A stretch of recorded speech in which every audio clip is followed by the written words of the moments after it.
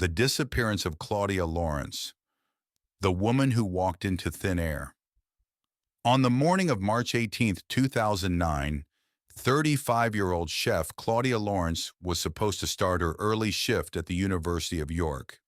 She lived alone in a small terraced house in the quiet suburb of Heworth. Claudia was independent, social, and known for her bright personality.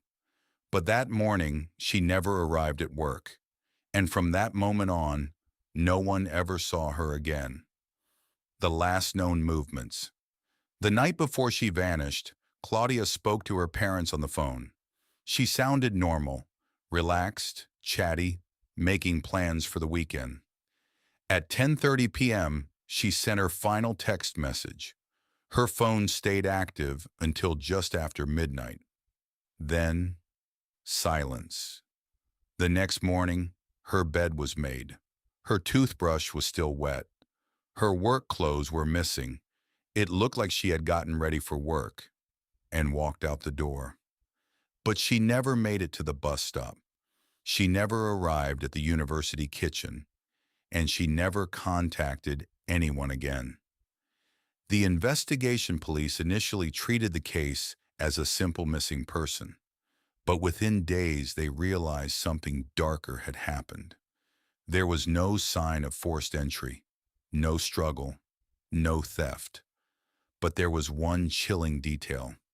Claudia's phone was deliberately switched off at 12:10 a.m., and her phone signal last pinged near a remote area, not on her route to work. Someone had taken her, or someone had convinced her to leave the house willingly. The secret life theory. As detectives dug deeper, they discovered Claudia had a complicated personal life. She had relationships with several men, some married, some much older, some with secrets of their own.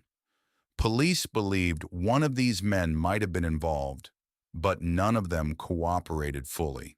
Some refused interviews, some lied about where they were, some deleted messages. The investigation stalled. The witnesses. Two witnesses reported seeing a man and a woman arguing near Claudia's house early that morning. Another claimed they saw a mysterious figure walking behind her street around 5 a.m. A third said they saw a white van parked outside her home days before she vanished. But none of these leads led anywhere.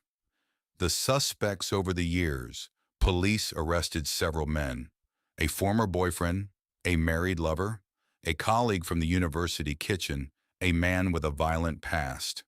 All were questioned. All were released. None were charged. The case grew colder, and the theories grew darker.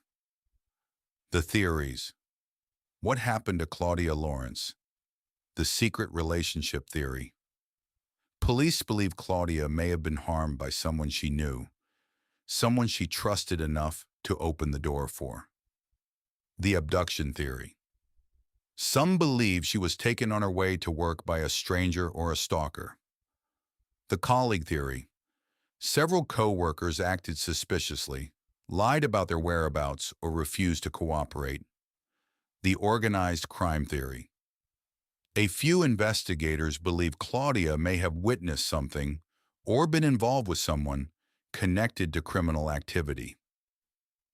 The voluntary disappearance theory. Almost no one believes this. Claudia had no reason to run. She left behind money, clothes, and her passport. A case frozen in time. In 2021, police searched a lake and a wooded area after a new tip. They found nothing. Claudia's father, who spent years searching for her, died without ever knowing what happened. Her house still stands, her belongings untouched, her disappearance unsolved. A woman got ready for work, stepped out of her front door, and vanished into the early morning darkness. No body, no answers, no closure. Just a mystery that refuses to fade. You've been watching True Case Files. Real crimes, real mysteries. If you want more cases like this, subscribe, and let me know which story you want to see next.